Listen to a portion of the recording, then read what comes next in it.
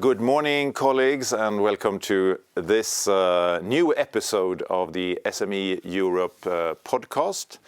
Around the table, we have Niels Flemming Hansen from Denmark. Good morning. Good morning. We have Marion Walsmann from Germany. Guten Morgen. Guten Morgen. And we have Riho Terras from Estonia. Tere hommikust. Tere hommikust. Okay. And myself, my name is Jörgen Warborn. I'm a Swedish member of the European Parliament.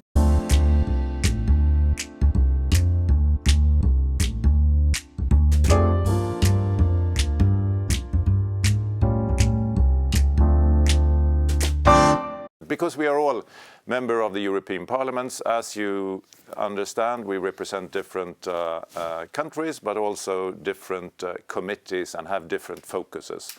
But all of us are really engaged in issues regarding SMEs. And maybe, if you allow me, I have a broader question, an open question for you. Why did you start to involve yourselves with the SME issues at the first place? Why was that important for you? Well, I think we were together in Naples and had a talk. Yeah. And you asked me what I did before politics, and I told you I ran my own business, and then, you know, your ears started pointing up like a dog, you know, listening. And we talked about my company as well as we have talked about your company. And then we had this discussion on what can we do to protect the SMEs, and it's always been a big issue for the EPP group to protect SMEs, and I am so happy I got into this line of work, because being a politician, you're interested in a lot of things, but there are also things where your heart is, and my heart is among others, but with the SMEs. Very good. Marion. I come from a country in Germany, it's called Thuringia, and in my country we have most of the enterprises SMEs, small and medium-sized enterprises. And these small enterprises, they have all the same problems, and they want to grow, they need finance, and they need lost bureaucracy. Indeed. And so the issue of less bureaucracy is one of the top issues what will talked in my country. I totally agree. Riho. Well, having been a soldier for like more than 30 years, I have seen how the big primes are dominating the market. Especially the defense market is completely dominated by big primes which are not flexible, which are very stubborn. And I see that the modern disruptive technology change needs more smaller, very agile, quickly changing enterprises to fit to the current changing world in the disruptive technology. So that's why I'm working with the SMEs and support SMEs. Great. And for myself, I used to be an entrepreneur back home in Sweden, founded a couple of companies, but then I went into politics, and I decided to do my best in order to facilitate for small businesses, because I think it is important for the small businesses themselves, but not least for society as a whole. Mm-hmm. Because you have the innovations coming from businesses, they create jobs, they create the prosperity for the welfare of every citizen in Europe, basically. So if we help SMEs, we help everyone. Okay, let's get started on our topics. We have 3 topics to discuss today: the defense and SMEs, we have digital issues, and we will discuss a bit of trade as well. And maybe if we start with defense, because the European map has, in a sense, been redrawn after the full-scale invasion, illegal invasion that Russia has done on Ukraine. And it has, of course, called for our support for the Ukrainians, but also for making sure that we have the capability to defend ourselves. And it is not least some turbulent times with the US at the moment. And therefore, I think it is really important that we discuss this topic.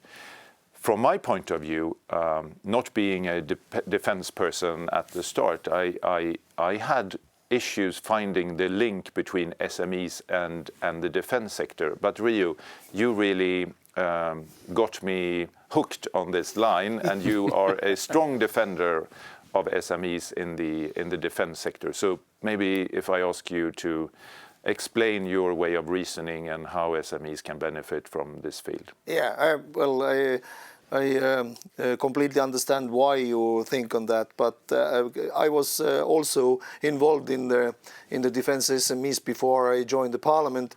But since the previous mandate, I've been organizing people who understand the need of defense SMEs. We have created a SME defense group, which had a meeting this couple of days ago, where we try to bring together members of the parliament who are interested in the topic, commission, which has now a commissioner dedicated for defense and space, and the SMEs, which are right now very actively involved in the defense business. Ukraine, of course, has changed a lot, and many of their SMEs are operating, European SMEs are operating in Ukraine, are interested in learning from Ukraine and what is happening. And the war in Ukraine has shown that this war right now is based on quick, agile SMEs who are bringing disruptive technologies to the really front line. So that is the reasoning behind. And of course, Europe has many years, tens of years, underinvested in the defense. And right now we are seeing loads of money coming direction of the defense companies. And now our thing is to make sure that these Rearm Europe programs, which we talk about 150 billion from the Commission plus another like 800 or 700 billion from other sources altogether, that it is not going only to the peak primes who are producing old-fashioned, not modern technologies. But I understand that if KMW produces tanks, which is 50 years old, which still are very good tanks, so they have no interest to change it to some disruptive technologies. Therefore, we have to find ways how we will support the SMEs. Unfortunately, the white paper also concentrates on getting quickly the ammunition, old-fashioned things, but we need to we need to make sure that the Commission understands that the newcomers make difference. That today's battlefield is dominated by products which are produced and invented by SMEs. And we have to get rid of the bureaucracy. The bureaucracy almost not allows the companies to join their forces together. It is so compartmentalized, good word, compartmentalized. Every country does its own, and it's almost impossible in the field of defense to work together, even for the small companies, to bring their products on the market with less than 24 months of time. So these are the things which we have to deal with in this group and in the parliament to push for. Niels Flemming.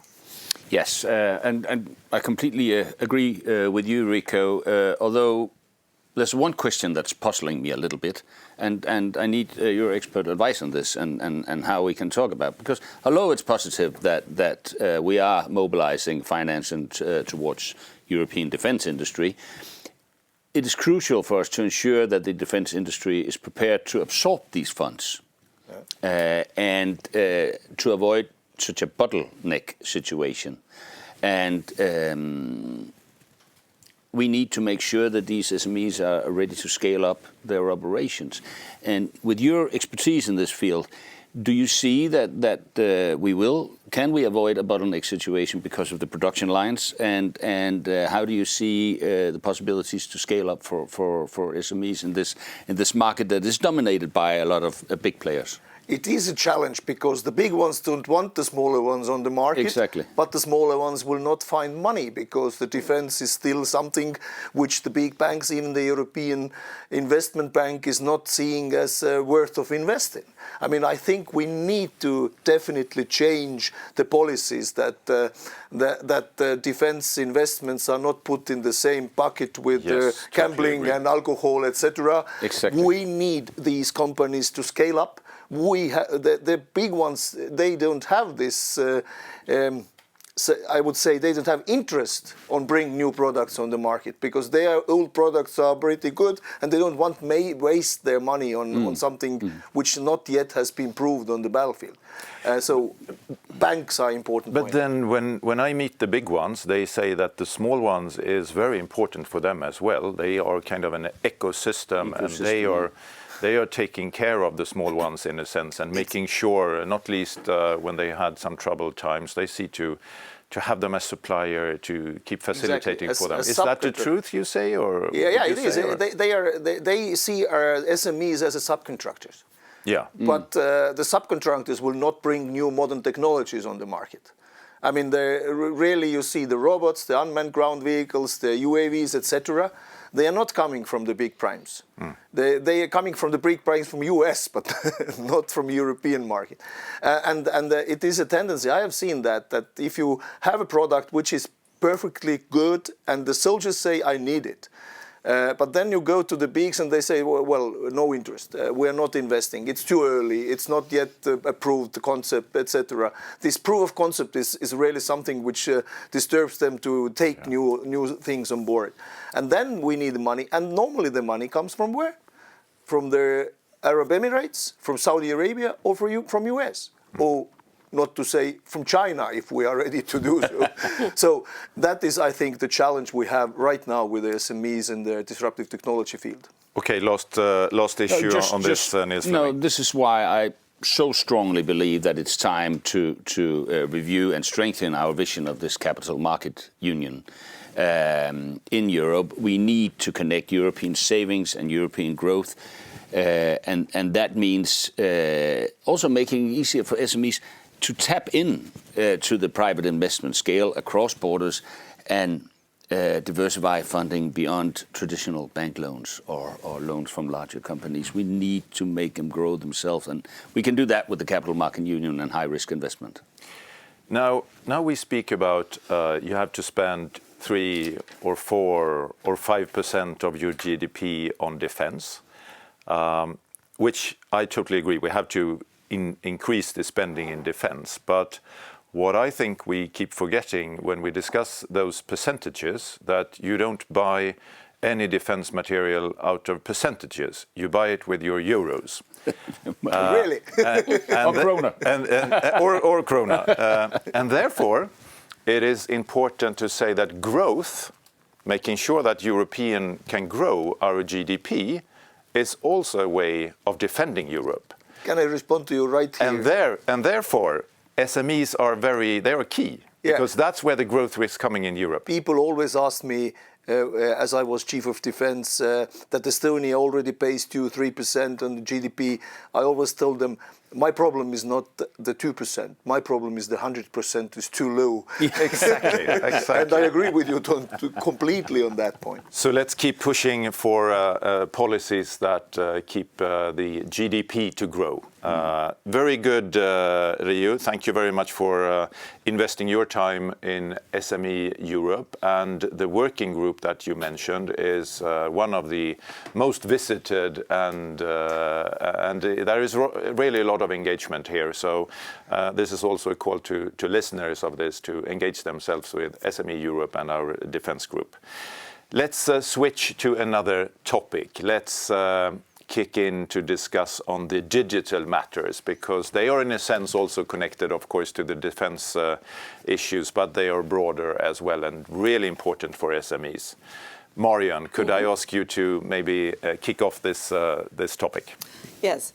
As I started in the European Parliament 5 years ago, my first topic was the digital age. You remember the European Commission's goal, Europe fit for the digital age. It was discussed, and this goal is to be achieved, among other things, through the Digital Compass 2030. And remember, the digital skills. 80% of EU citizens should have basic digital skills until 2030. And the digitalization of companies. 90% of SMEs to reach basic digital level, and 75% of companies to use AI, big data, and the cloud. And now we have the Commission report from 2024. This Commission report identifies gaps in skills and business digitalization and stresses that more efforts is needed. Also, is Europe now fit for the digital age? What have we to do more to help our SMEs? The Digital Market Act, we talked last year and the year before, and the Digital Service Act has established standardized measures for dealing with gatekeepers such as Google, Amazon, and Facebook. And we have other things. In the Draghi report, I remember Draghi report also from 2024, and it mentioned the annual investment requirement of 800 billion euros for the EU's digital competitiveness. You see, we have a lot to do to come to the goal, to achieve the goal that we are fit for the digital age.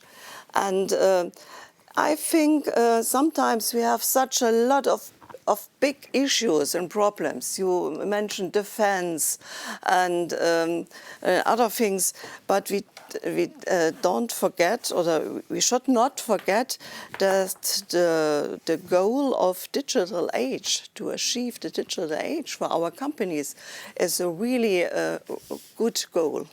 Very true. Riho.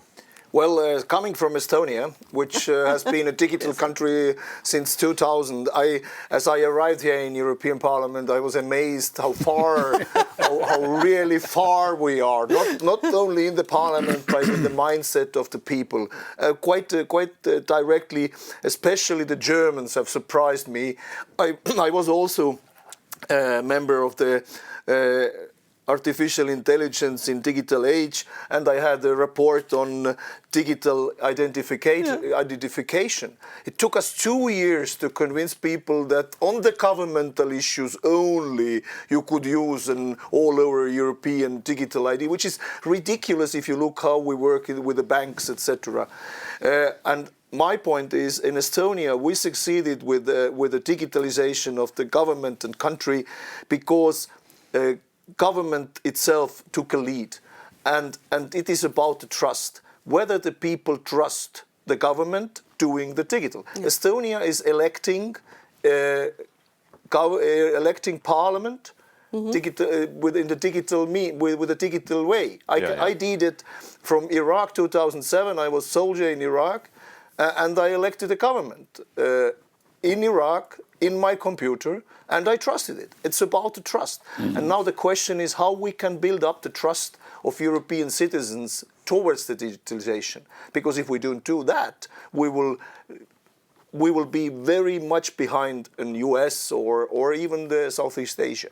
True. Trust is key here as well. It's always key. I think you're absolutely right. And OECD came out a couple of weeks ago with a report that said that half of the SMEs are not digitally mature. Yeah. And it's not a matter of ambitions. It's a matter of a lack of skills, time, and resources. We also see a very clear generation division, that the young people take in the digitalization and works with it, whereas to people in their 40s and 50s or beyond, I'm not talking about myself a lot. We can have a great product and we can have loyal customers. But the only reason our customers do business with us is because they haven't found a better alternative yet. So we need the digitalization, and we need to educate the SMEs, owners, as well. And My mother is 85. Yeah. And she has been working in the digital system since 2000. So. Yeah. And she still uses it. So Yeah, but it is possible. It is possible, but we need to educate people. And I'm thinking thoughts. I'm not done with them, but thinking thoughts along.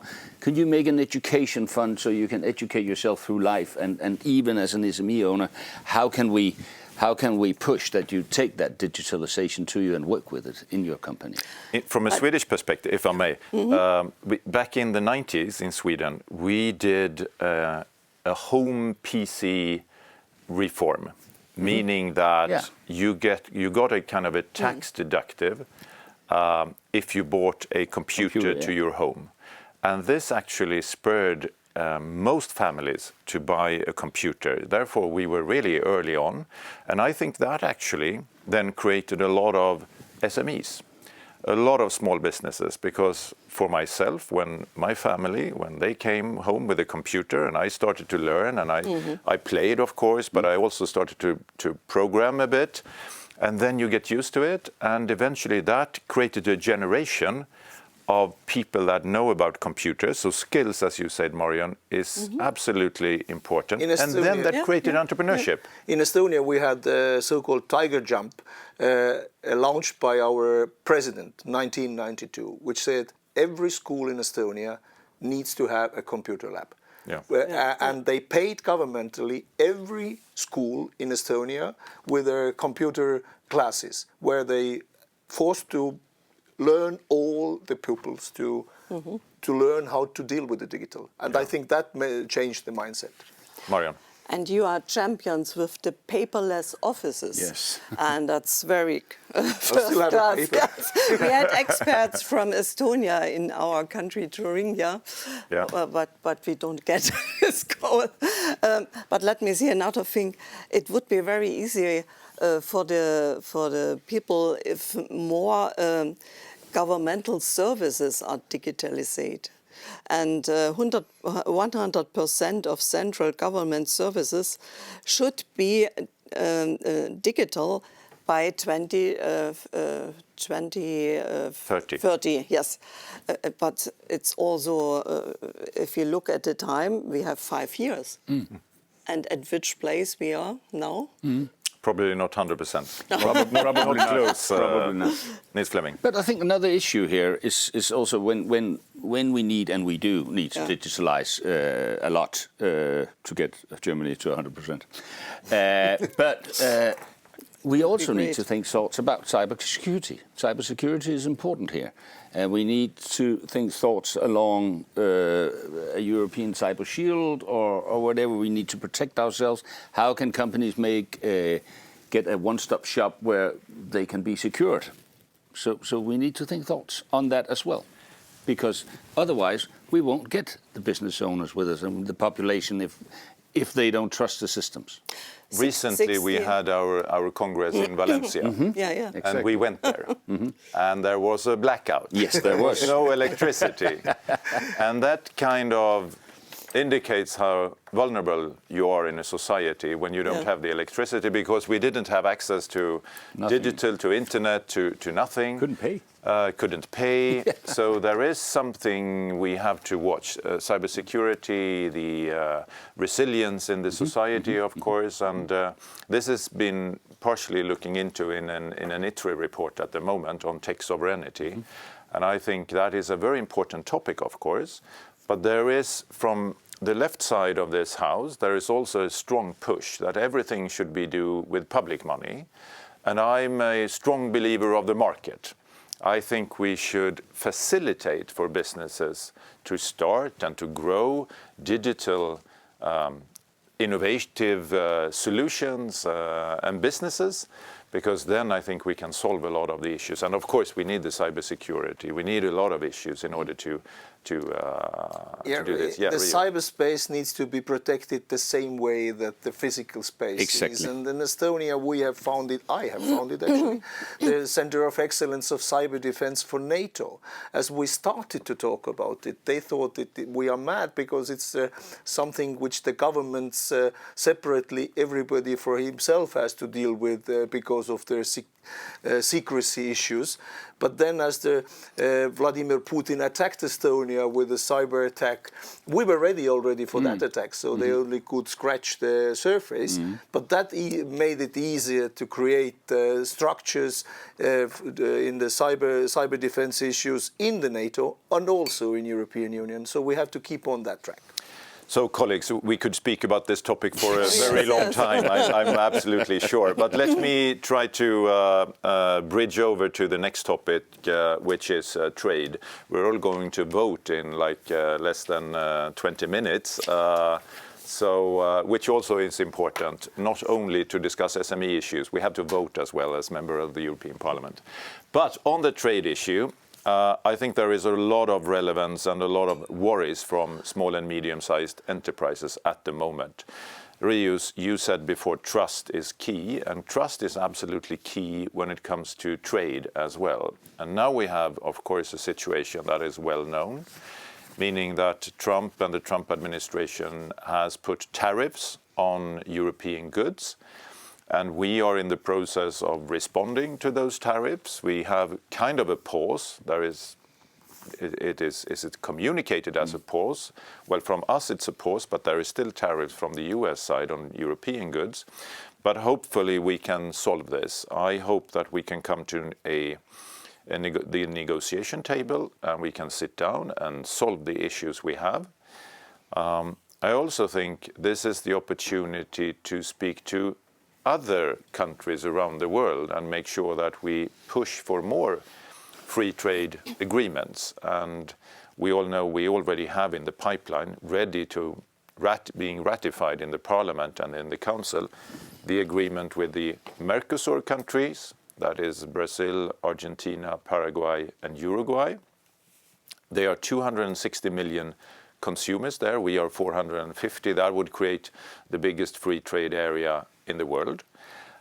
We need that now in order to help our small businesses to change their markets and their suppliers. And if we can do it, we have to do it as soon as possible, I would say.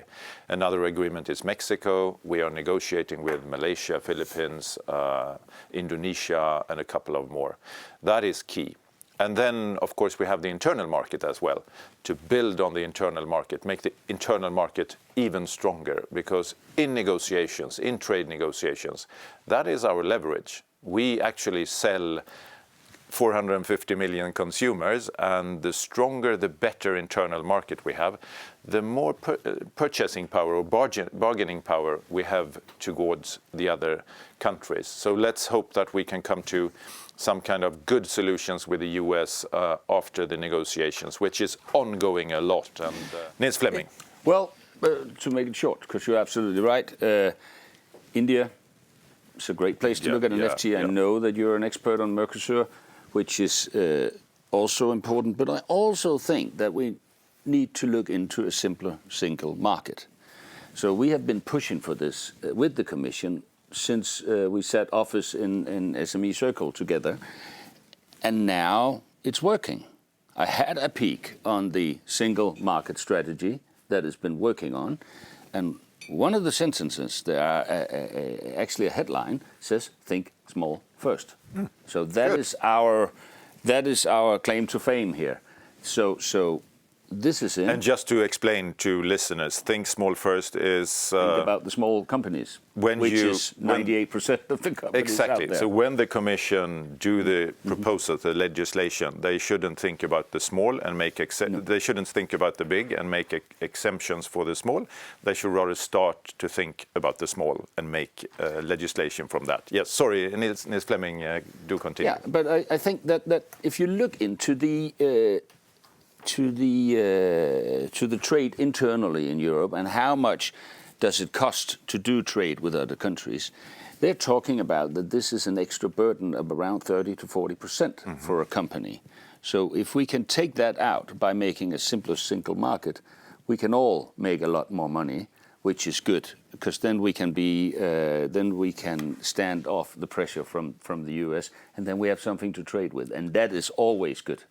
Absolutely. Really. But I still think in this context it would be even more important today as it was by the last legislative period that we need to have an SME envoy in the Commission. Yes. Which we are trying so already many years, and we have not been successful of convincing the Commission President to have one. So I think there from our SME Europe point of view it would be important to push still on the SMEs, because then the SME issue will be like a pain in backside all the time for the Commission, that they will not forget about it. Well, I think when I see the work on the first papers on the simpler single market, we must have been a pain, because there's really a lot of focus on the SMEs. So, but you're right, in the negotiation, SME envoy.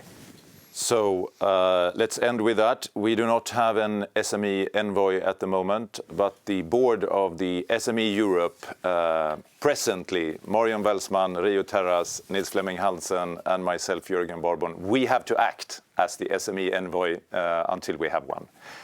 Thank you very much for being here this morning, and let's go to vote and vote for good solutions for our SMEs. Let's do that. Thank you. Thank you.